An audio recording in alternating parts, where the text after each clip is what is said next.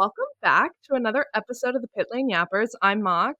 And I'm Rosie, and this is our Jeddah recap, the last of the triple header. Thank God. That's all I have to say. You've had a terrible triple header. I've had a fantastic one. I'm going to give you an Aston Martin fact after this review because that's crazy.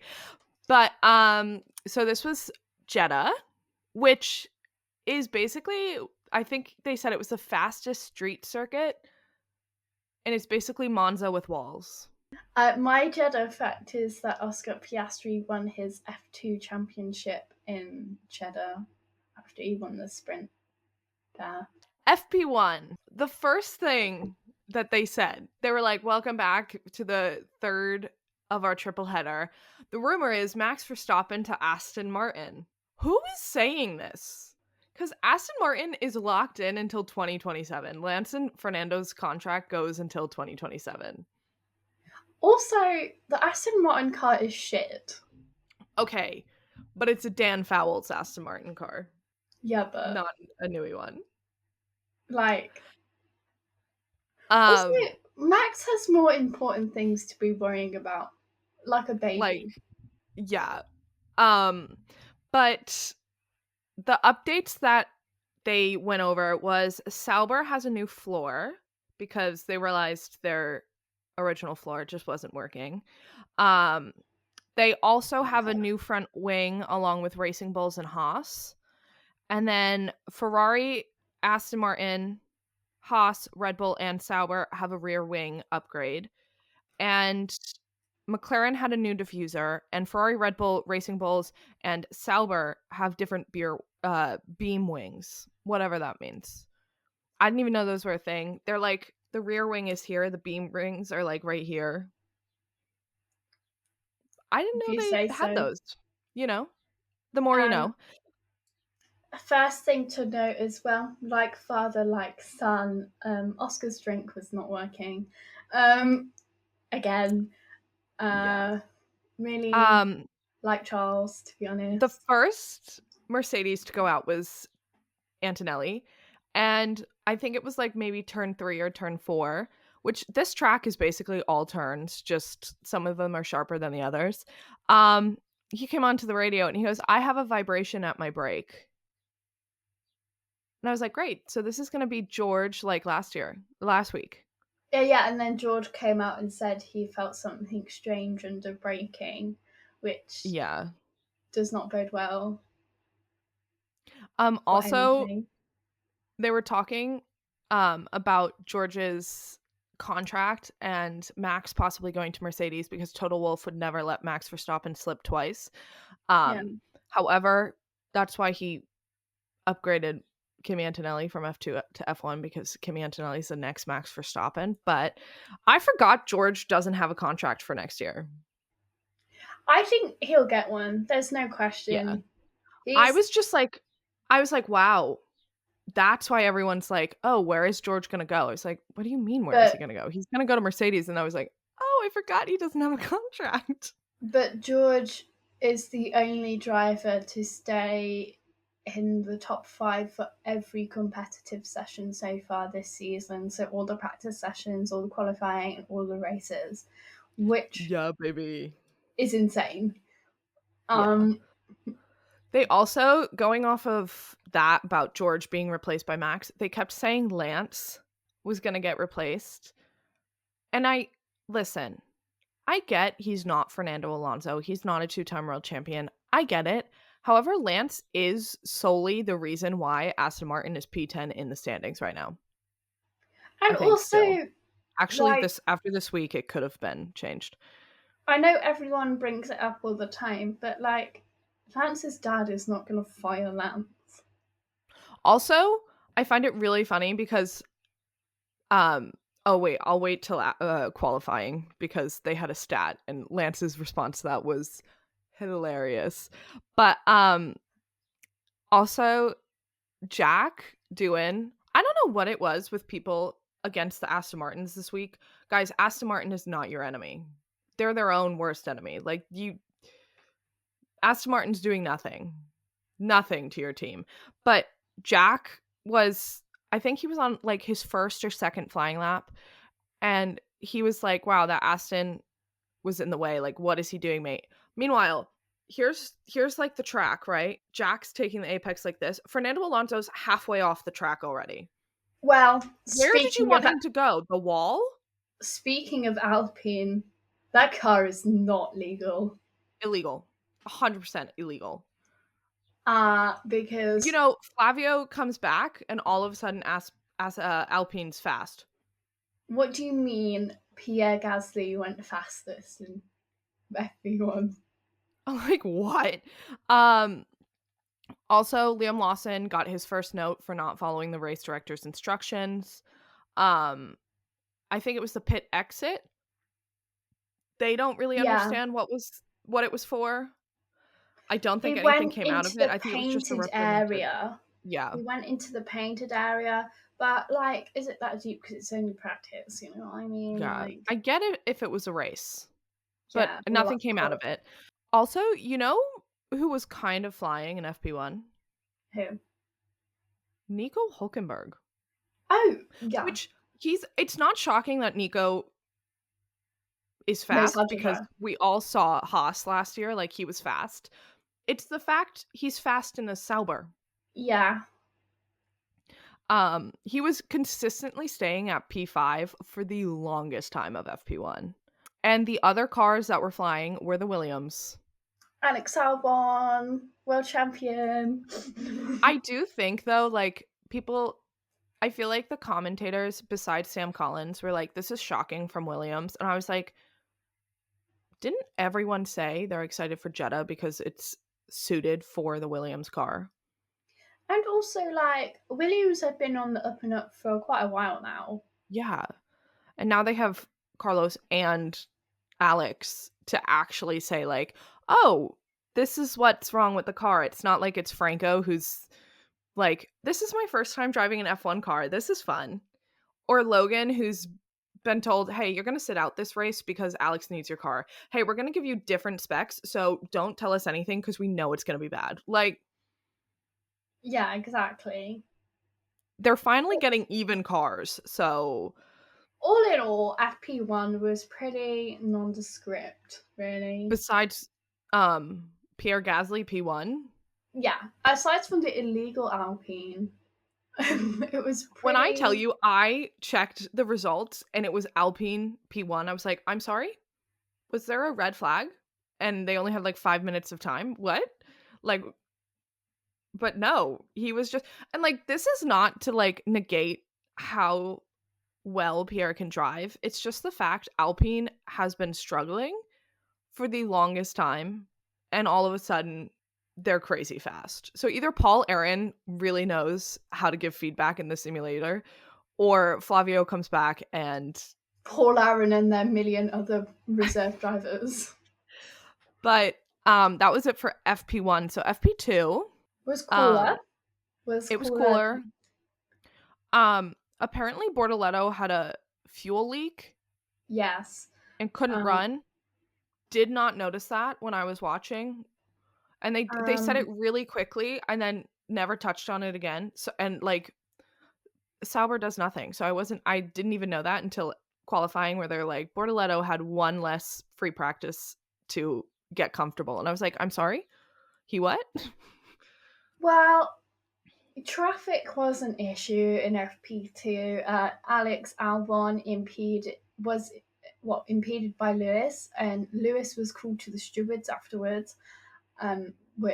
Well, first of all, they actually called Alex Albon to the stewards first because they thought Alex was impeding Lewis, and it was in his like post practice interview where they're like, you're getting summoned to the stewards, and he's like, for what?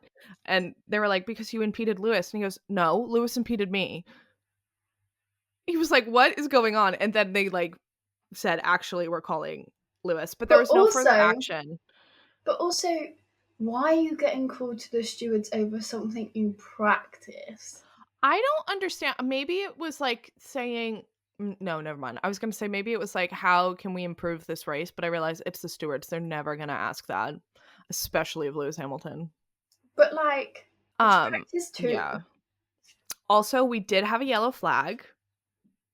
Stroll locked up. His car was facing the other direction. That was terrifying. He was going around the corner backwards. Little He ballerina saved it though, moment. everybody. He didn't go into the wall. So, but Yuki did go into the wall though.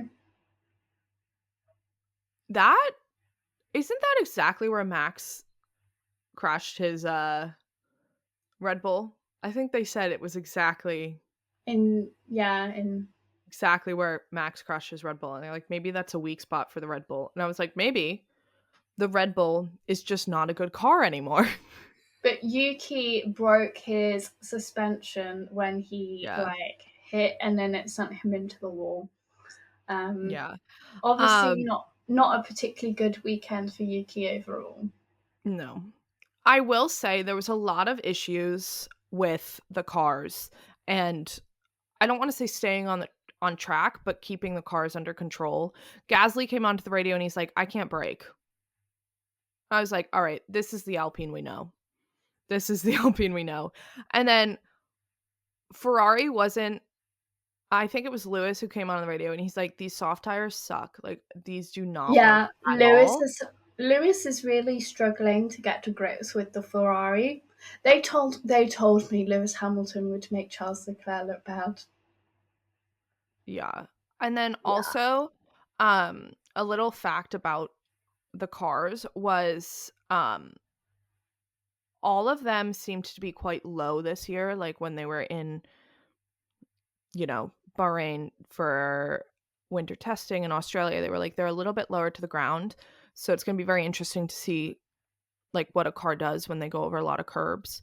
And none of them were sparking except Red Bull and McLaren. So it was very interesting to see if they're on the same, they had the same idea, just McLaren executed it obviously Yeah. better. But somebody else was also into the wall, but it was not as bad as Yuki, and that was Kimi Antonelli. He hit the wall, had some debris. This was actually right before Yuki hit the wall fully. And he was like, I hit the wall. Check, I hit the wall. I was like, Kimi, you don't have to be so panicked. It's free practice. And then there's a little fun fact about Esteban Ocon. I don't know if you caught that. Ocon is making his 161st start this weekend. And he has now tied the career totals of Ayrton Senna and Mika Häkkinen. Yay! So, but Yuki's red, yellow flag turned into a red, and that ended the session because it was literally like 5 minutes to go. So I have no notes for FP3 other than hot and then the top 3. I have a few. So Alonso was the first driver on track, which doesn't seem important to say, but this is Aston Martin. Aston Martin never gets their drivers on track first. The only time they do it is Montreal in Spain, because those are their drivers' homes. So they're like, we want to get them as comfortable as possible to possibly get a podium. But right after Alonso, Alpine sent their drivers out, and Doohan was immediately noted for not following the race director's instructions. And he came onto the radio and he's like, yeah, I don't know what for. Can someone please show me what it's for? And I guess it's because he was going over the white lines at the start finish line, like on the sides. And I guess any part of the tire over the white line is a no-no. Didn't know that. I thought it had to be a whole tire. It could literally be like a centimeter over and they could mark you. But there was another water issue. Isaac Hadjar was quite literally drowning. His water was flying around in his helmet. And as proven by the prophet Charles. I just don't understand how so many drivers for different teams are struggling with their water this year. Like, is that something they just didn't focus on as much? I don't know. I personally would try and concentrate, because even if the car is slow, you want your driver to not pass out in a hot, especially somewhere like Jeddah where it's hot. Oh, I have comments about that. But Then Yuki came onto the radio and he said, "Thank you guys for the car," because they fixed it quite quickly for what it was.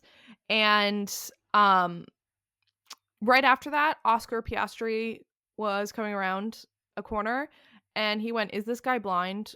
Or, yeah, cool, about Yuki because he was in the way.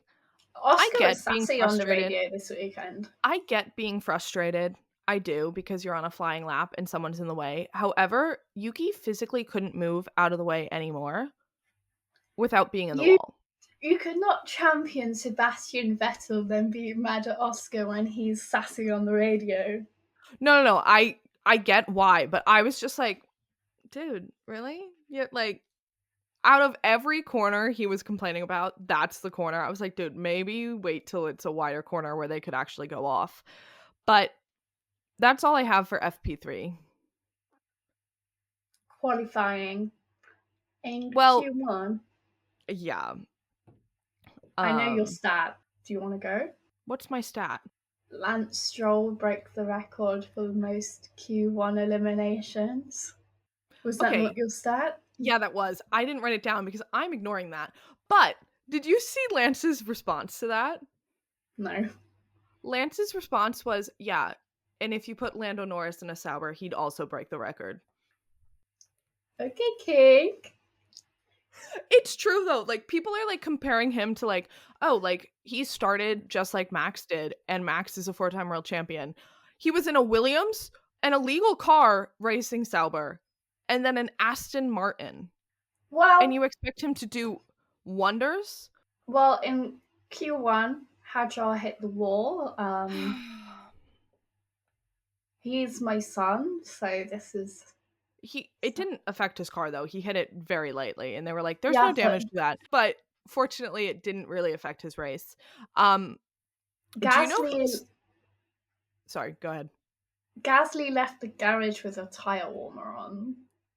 Like, come on, people. That's why I cannot believe Alpine was P1 and FP1. You're That telling just me doesn't. that team. Okay. Um but do you know who was flying Who? and it wasn't the tire warmer?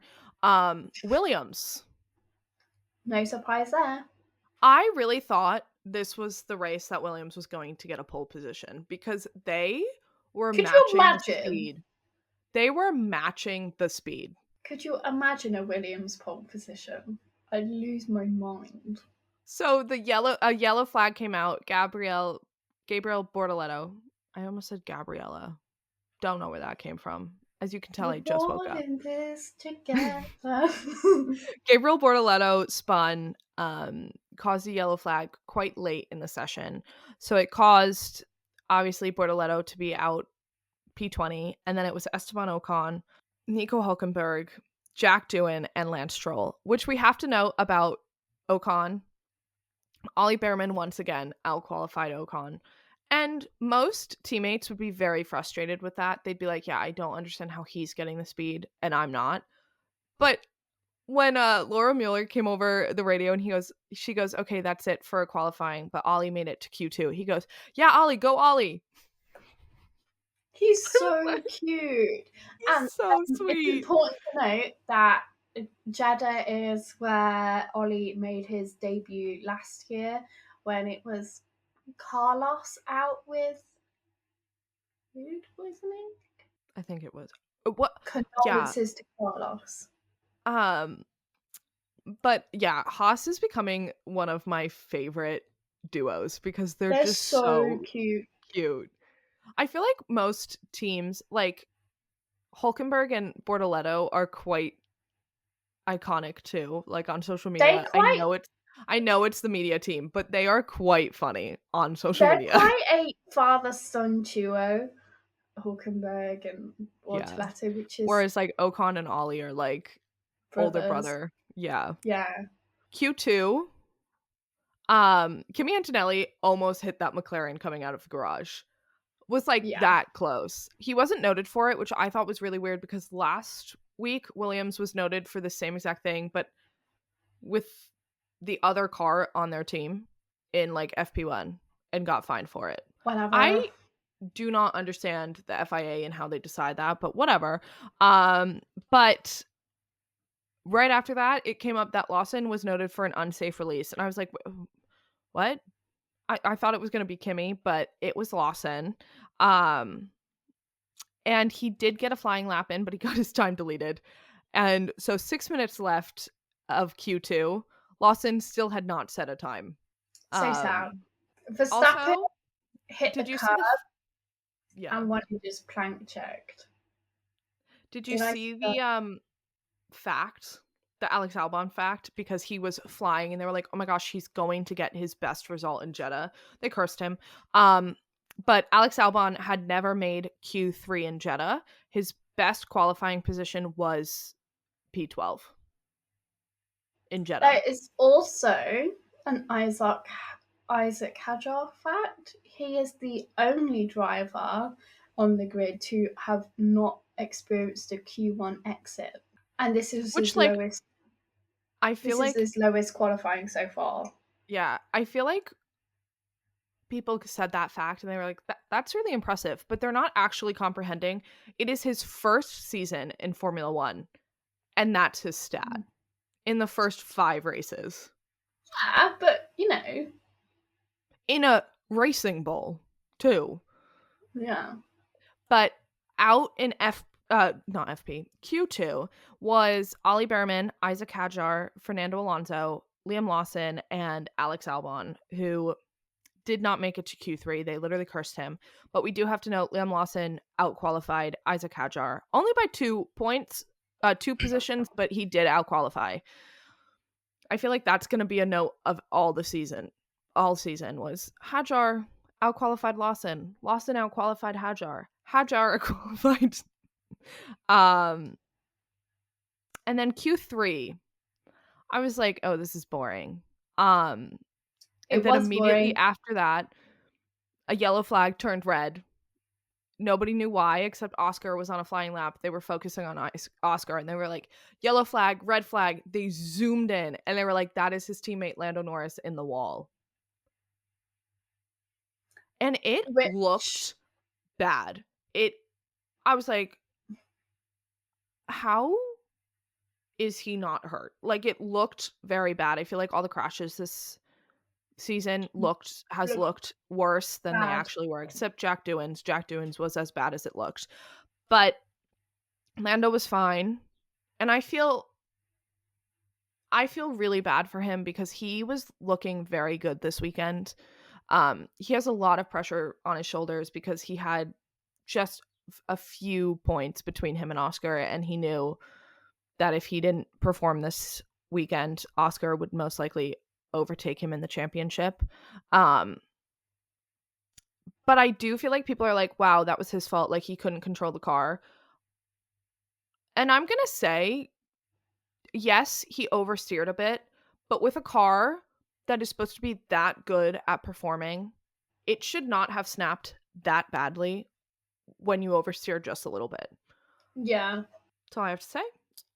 And he seemed very upset, and I feel really bad for him. But that ended his qualifying, and he finished P10. While on pole was Max Verstappen.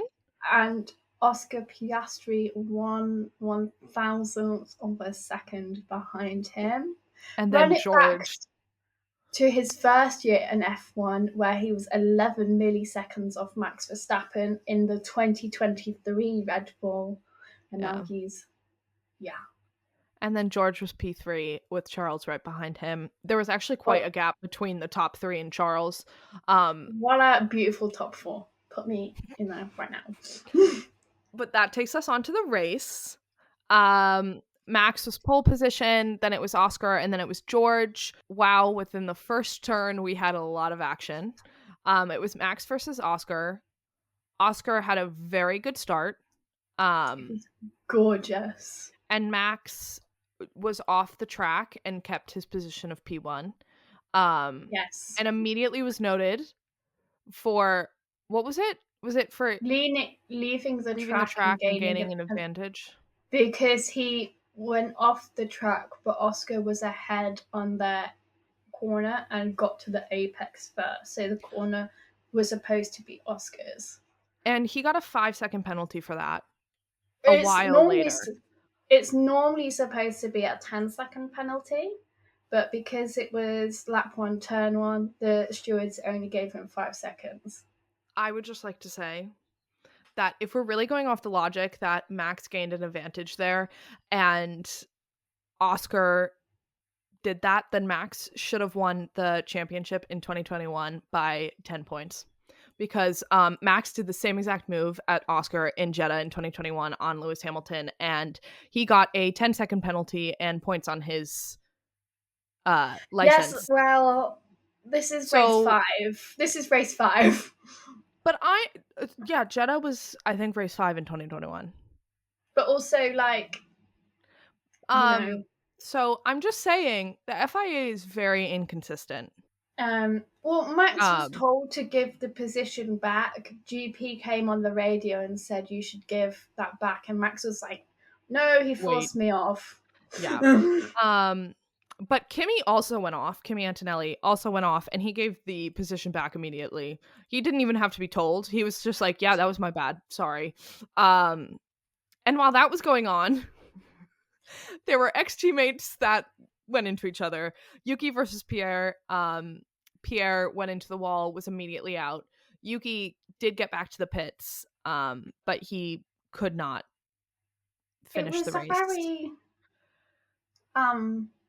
It was obviously a lap 1, turn 1 race incident. Nothing came out of it, but I do feel like both of them were in the wrong. I feel like Pierre did it was kind just of that squeeze there was Yuki. nowhere for either of them to go, really. Yeah. And but did you see they'd taken a selfie together before the race as well? Yeah, they were gonna be investigated. Car. Yeah, and it was gonna be investigated after the race, and I was like, I want to be on a fly on the wall. And DC was like, I don't know why they want to speak with either of them, because Pierre's gonna say I was ahead, and Yuki's gonna say I had nowhere to go. And he was right. Nothing did come out of it. But that brought out a safety car, basically half of the back of the grid pit. Yeah. Everybody put on hard tires. Yeah, because they knew that on hard tires, they could basically go the entire race. So they were like, okay, all the top half of the grid is in mediums. They're going to have to pit. Maybe this gets us some points. But on the restart, George's move on Oscar was crazy. It didn't stick, obviously, but it was kind of an insane, I don't want to say dive because it sounds like it was illegal, but like dive in the sense of like, he was like, I'm just going to go for it. And it was completely legal. It obviously didn't stick because it was into a corner and Oscar was ahead and George was like, I'm just going to back out of it. I don't want contact. But that was crazy. And then nothing really happened for the next few laps. But then on lap 13. No, I've got one. Alex, on lap 11, Alex Albon was told that his brakes were overheating, and Alex has been on one lately on the radio. Alex Albon, icon, saying everything that we all wanted to say. And he goes, "Can you not see? I've got a car right behind me," in reference to Hajar, who was literally. He also was right behind Carlos. So they were like, we want you to cool the brakes. Reminder of which car is in front of you. And he's like, yeah, can we also focus on the fact that there's a car literally right behind me? Yeah. Hilarious. And then lap 13 was when it got a little bit intense between two Brits. It was Lando versus Hamilton. Lando overtook Hamilton on the straight and Hamilton went, okay, thank you. Took it back in the corner. Beautiful from it was Lewis, going back and forth, back and forth, back and forth. And then Lando seemed to stick it on on lap 14. They were like, okay, this is it. Hamilton was like, no. And did it again. Did it again. But Lando did eventually take that position from him. But it was a very good kind of like race. I think without it being dirty. Lewis and Lando battle exactly what held up Lando from gaining a higher position in the race, and it proves that Lewis exactly why Lewis has as many championships as he does, I because also he I did that won once, but not twice. He did yeah. that twice I on wonder in a far inferior car, but I'm yeah wondering if because I wasn't on I meant on Lewis's on board, and I don't know if you were. You probably weren't. Um, but I'm wondering if Ferrari was like, "Hey, hold him back. We think yeah. Charles could win this," and it would be Well, very interesting to see. And I know probably not even Lewis a knows he's win. not going to win a championship in this car for this season. He's got no Not tires. even a win for Charles, just a podium because they get to have a podium on. Yeah. But Lando, I think on lap 15 or 16 made it stick, so he did get the position. And then lap 20, Piastri pit because he had been complaining about his medium tires just not working for him. Um and they were He like, pit for "Okay, hards. yeah." And they everyone's like, "Okay, Max has to pit to counteract this." And he didn't. The the pit stop for Piastri was 3.4 seconds, which is low key slower than ideal. But don't worry. Max pit on lap 22 and his pit stop was an 8.3. Well, that's because he had to serve his 5 second penalty for Yeah. the turn one incident. And then a few laps later, lap 25 actually, was a manager trainee crime on crime. Um Bortoletto went into Alonso. Almost put him into the wall. Thank God Fernando Alonso was experienced because if that was a rookie, I have a feeling there would have been another yellow flag. Um and At the same Alonso time, came onto at the the radio same and he time, goes, he moved under braking, mark him. That was unsafe. I don't think anything came out of it, but at the that same was time that was happening, Oscar did the most incredible overtake on Lewis. Like, and then 10 laps later, lap 35 was when Lando was pulled into the pits because he started on hards because McLaren knew the hard tires could. lap 30, take it back. Lap 30 is Charles's first pit. He'd been on the mediums for 30 laps at this point. Um, Mind you, Stroll has yet to pit. yeah, they weren't. I don't know what they were doing to him. Like, Like, we're all like, oh, Lando pit. Oh, Charles pit. Oh, Max pit. Lance is just like, so did anybody forget about me? I tuned into his onboard. Silence. I was like, yeah, he definitely thinks they forgot about him. but yeah, Charles Pitt on lap 30. Like clockwork on Twitter, that meme that goes, "Your tires cannot degrade without without consent," was up on there. Yeah, and then Lap 35, Lando yeah, pit, and he was noted for pit entry, and he also got nothing. but But he was He was only pit because they originally told Oscar that Lando was going to extend his stint on the mediums, and Oscar came back and said, "Yeah, but that's going to well." He said, I'm starting to feel the dirty air." He's essentially telling them that you're going to ruin my race if you keep him out. yeah. He didn't get a penalty for that. I will say, I feel like half of his car was over the line, but you know what? The guy was struggling. I'll give it to him. That was right about the time George was like, okay, I have no grip on my tires at all. I'm very concerned about my tires. Can you please check the tires? And Mercedes came back and went, yeah, we have no concerns about the tires. Yeah, like Did you George is see that telling you. photo? George is telling you Let me see that if I can find the photo. he's literally telling you that his tires are fucked. Uh, And Also, this Kimi was Antonelli was quite quiet on the radio, and even the commentators on F1 TV was like, Kimi Antonelli's been quite quiet on this in this race. I don't know if you saw him post race. he looked awful. I think he had either heat stroke Heat or was stroke. dehydrated. But this George moment is when Charles took P3, and let me tell you, my heart was treating that P3 like it was a championship decider. I was like, my heart was beating 1,000 miles an hour. I was like, I think I'm going to be sick, because Norris was close to Charles at this point. So I thought, I was like, I need this podium.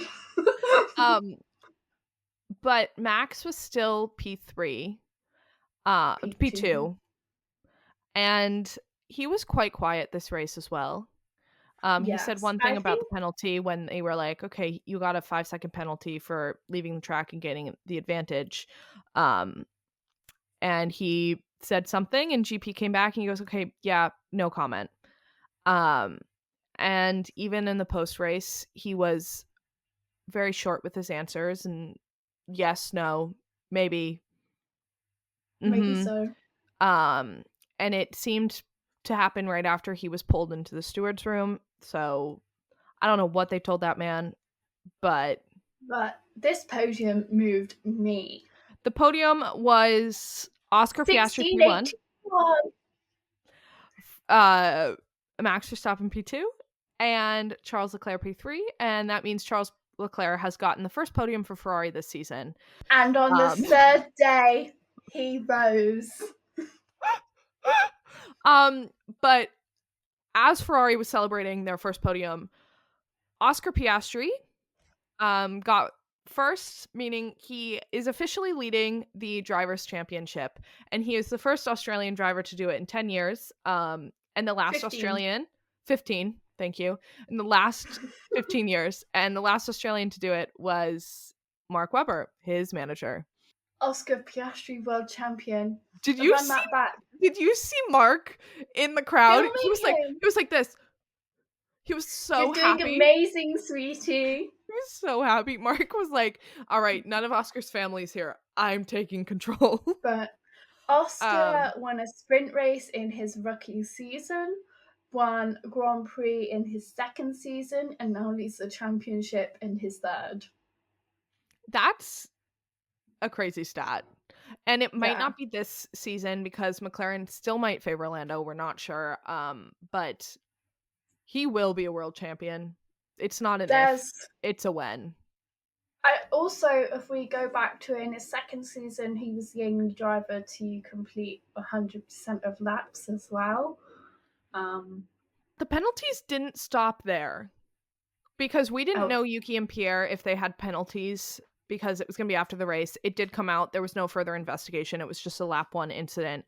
But Liam Lawson did get a 10-second penalty for leaving the track and gaining a position. I still don't know who that was for because they never showed it. His 10-second penalty meant that Fernando Alonso moved up. Did he get a point? No, but he was close. He was P11, which, you know what? I'm celebrating. Ring the bells. I'm excited for that. Okay, girl. But something we do have to note is it was a very good weekend for Williams. Carlos Sainz came in P8 and Alex Albon was P9. This is double points for them. Williams had a stellar race. I do have one thing to say. On the day that this is getting released on Wednesday, it is Mox's birthday, so happy birthday. Yay. Thank you. Our birthdays are exactly 4 weeks apart. But yeah, Oscar, Max, and Charles, that was the most awkward cool down room. Oh my god, Charles was trying to be his most extroverted self. You know Max is mad when he does not talk to Charles and he doesn't spray anyone on the podium. He just drinks it. Who was your winner and loser for this race? The winner is easy. The winner is definitely Oscar, no question.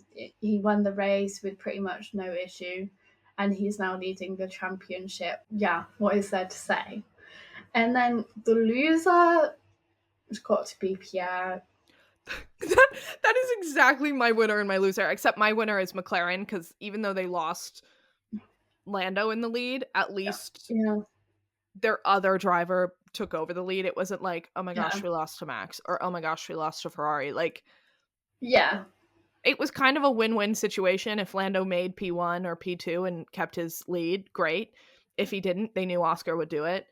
Um, that's why I think they're the winner. And the loser is 100% Pierre because he was having a crazy weekend before that DNF. Yeah, like the only reason that Alpine hasn't got pulled in for a random check is because he DNF'd.